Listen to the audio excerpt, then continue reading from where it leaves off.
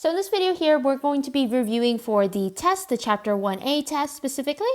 So let's start with some of the solving problems. So in problem 1, where it says to solve, all you're doing is solving for the variable, or in this case, x. So to do this, you might have to do order of operation, or in this case, when I'm looking at this problem, I have a 3 in front of the parentheses. So I can multiply that 3 in. Or you could also divide this 3 to both sides. But I'm going to do what we're more used to is distributing the 3. So that means that this would end up being 3x minus 15 equals negative 45. And then I would add 15 to both sides. So that would cancel. 3x comes down. And this would be negative 30.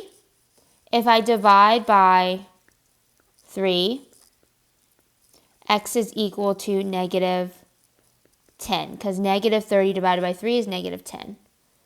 And that there is my answer. So when x is negative 10, this equation is true.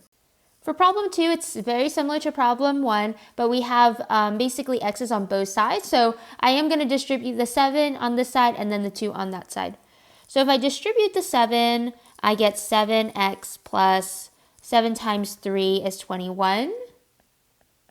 And then this is going to be distributed 2 to the inside of the parentheses. So I have 2x minus 10 plus 1. From there, I need to combine like terms. So in this case, maybe I can combine these two numbers, the negative 10 and the positive 1, which gives me negative 9. And this side, I'm just going to bring down the 7x and the 21. So I'm going to try to get all the x's on one side. Like I can move the 2 x's to this side where the 7 is by subtracting it off. And so that gives me 5x plus 21, and then that's equal to negative 9 that's being brought down. From here, x is right here, but I still have stuff in the way. I need to move over this 21, so I'm going to subtract it off. So I have 5x equals negative 9 minus 21 is negative 30. If I divide by 5 to get rid of this 5 on the x, that means that x, this x here, is equal to, well, negative 30 divided by 5 is negative 6. And so that there is my answer. All right, let's get into number 3. So very similar to number 2 here, we need to first distribute that negative 5. So that's going to give negative 5x plus 5, because negative 5 times negative 1 is positive 5, equals 3x. If I distribute this 3, I get 3x. 3 times 2 is 6. And I'll bring down the positive 3 that was on the side. From here, let's try to combine some like terms, like these two, 6 and 3 are both numbers, so they combine to give 9. I can combine the numbers here. So 5 and 9, if I subtract off the 5, it's negative 5x that comes down. 3x comes down. And 9 minus 5 is positive 4. I can move this 3 over to this side by subtracting. And it doesn't matter which order you're going, as long as you do it to both sides. So 4 comes down. It's a positive 4, so I'm just going to bring down the positive 4. I don't need the plus sign since this is already saying that it's positive. Negative 5 minus 3 is going to be negative 8x. Since they're both negatives, you add the number. So 5 plus 3 is 8. They're both negative, so this is a negative 8. Now to get rid of this negative 8, I have to divide off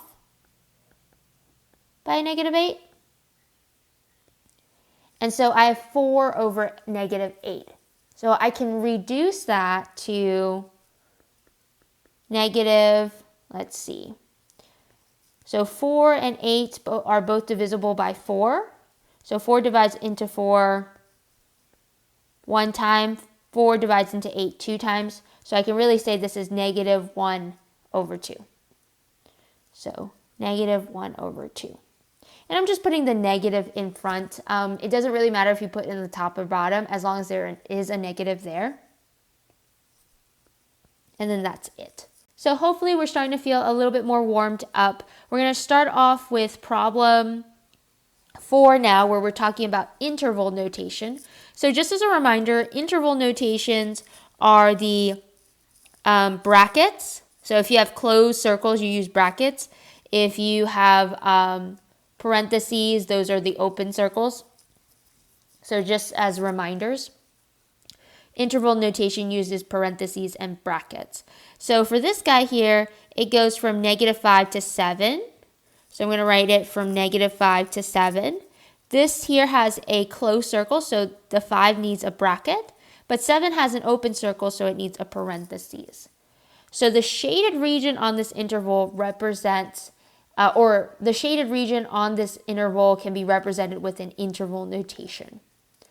So you always want to write from the least to the greatest, so -5 to 7. Now for this one here, I want you to notice there are 2 shaded regions. This side is pointing towards the left side, so it's going to negative infinity, whereas the other side is pointing to the right to positive infinity. So now that we can see it as 2 intervals, this is from negative infinity to -2. Also notice that this here has an open circle, so I need a parentheses. And I always need a parentheses on infinities because you can never touch them, so we always use a parentheses. Now this side is going from 4 to infinity, so let's write that in as 4 to infinity. But the 4 here will need a bracket because this has a closed circle on it. And if you have 2 intervals, we use a U to join them together. It stands for union. All right, so let's get into the next problem where we actually write an equation of a line depending on what we're given. Now, I do want to mention you need to write it in slope-intercept form. In other words, write it in the form y equals mx plus b. So to write it in this format, you're going to need the slope. The slope here is 5, -5, and it passes through a point, -2 and 1. So these are your x values that you're given. And if we want to write an equation, we need a slope, and we are given one. That's the nice part. So I know what m is, but I need a y-intercept, and that's what I don't have. These are just coordinate points. They're not y-intercepts, so I need to find the y-intercept. One way we can do this is to plug in our slope and the x and the y that we're given and solve for b. So let's go ahead and set that up. So this would be y, but y is 1, equals my slope, which is -5. Plug in my x, which is my -2, plus b, and I'm going to solve. So if I multiply the -5 with the -2, I get positive 10 plus b. If I move the 10 over by subtracting, this would cancel. So I'm going to write it over here. So I have 1 minus 10, which is -9 equals b, because I would only have b left over. So that means my equation here is y equals my slope, which is m, -5, x plus my b. So if this is plus b, I have a -9 here. So instead of a plus b, it's going to be a -9. And that's it. All right, into our next problem. This is saying that the line needs to be perpendicular to this line and has a y-intercept of 9. So because they've told us the y-intercept here, that means I know that my b here is -9, which is nice to know. My slope here, on the other hand, so I still need a slope. They said that this line needs to be perpendicular. If you remember, perpendicular lines, the slope is opposite and reciprocal.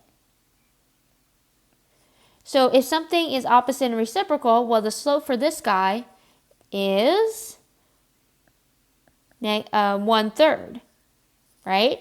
But we would want it to be perpendicular, so I'm going to take the reciprocal, so that'd be 3/1, and also switch the sign. So this was positive, this is going to be negative.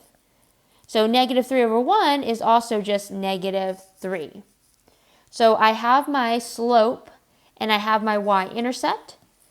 This is going to be y equals my slope, which is negative 3x plus b, which is also negative 9.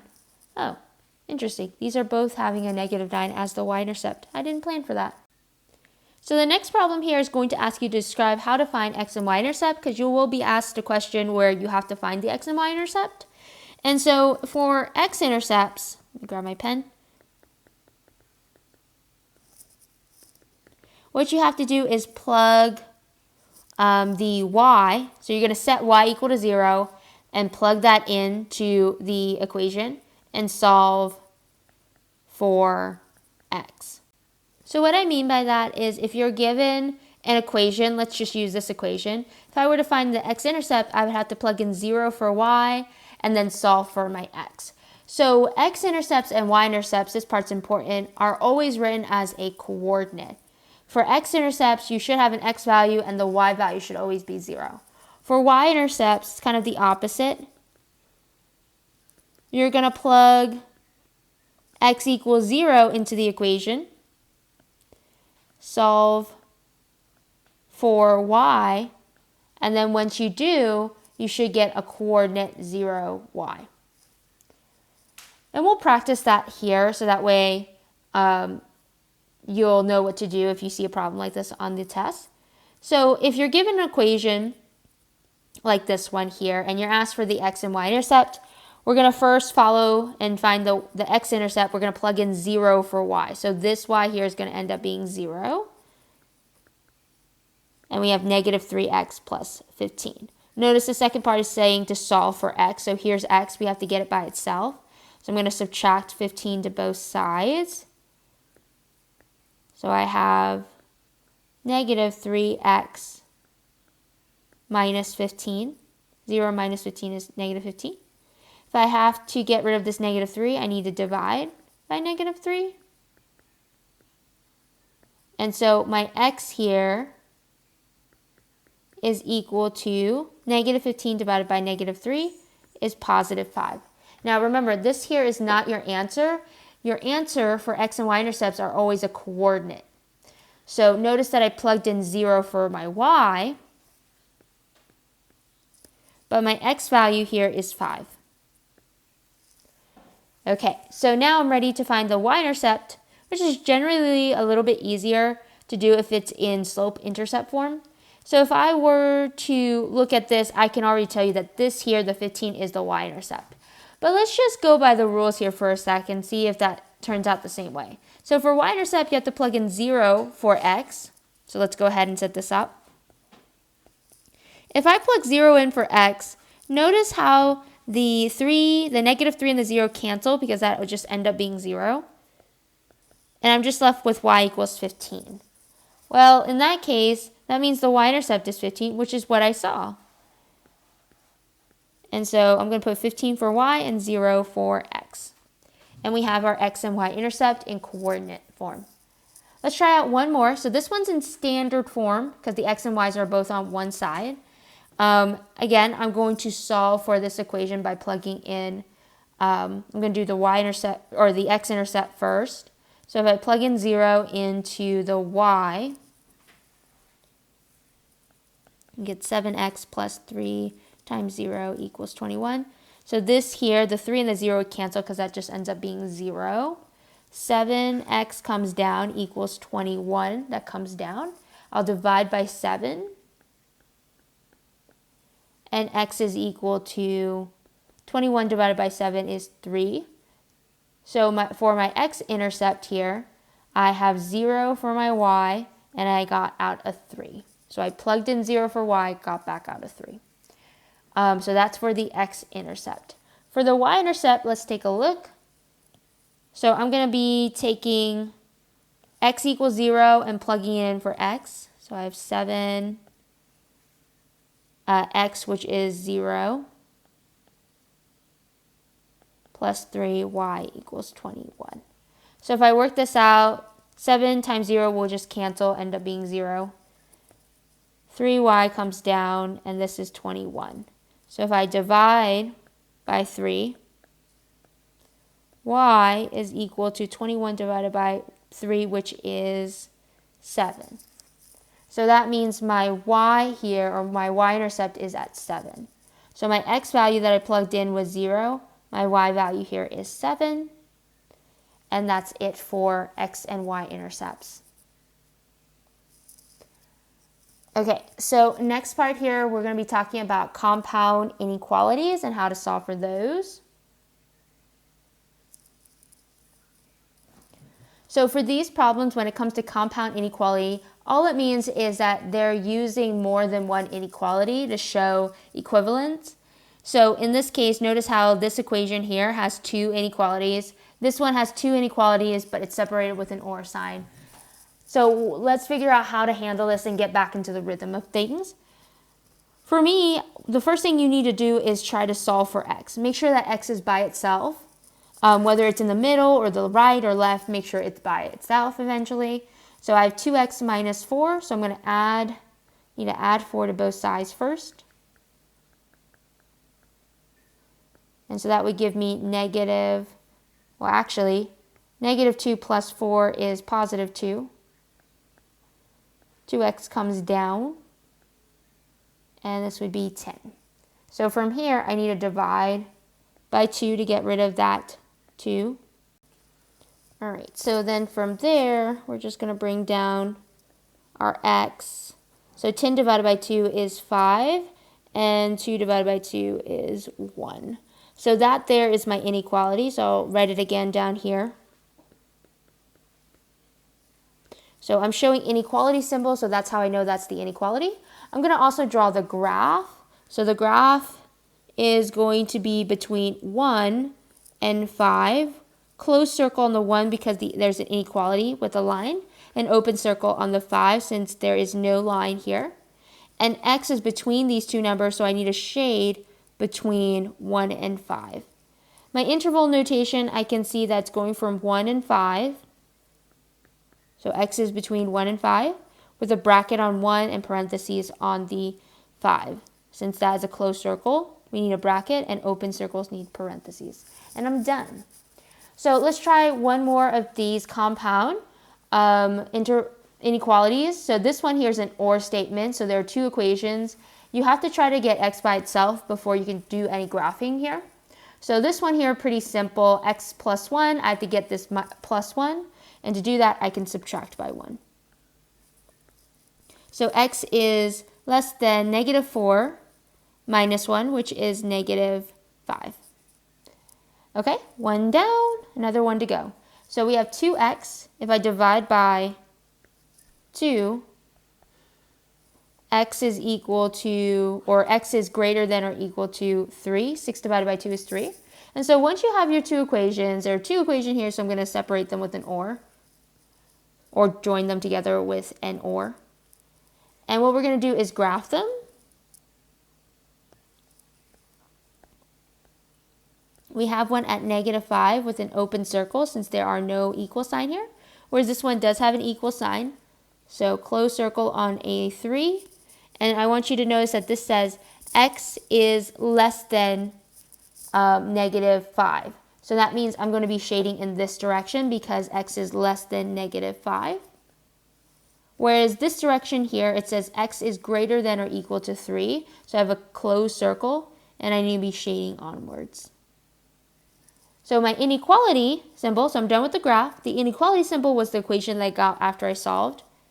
So this is going to be x is less than, is less than negative 5, or x is greater than 3. From there, we can also write the interval notation. There are two interval notations. So this one is from negative infinity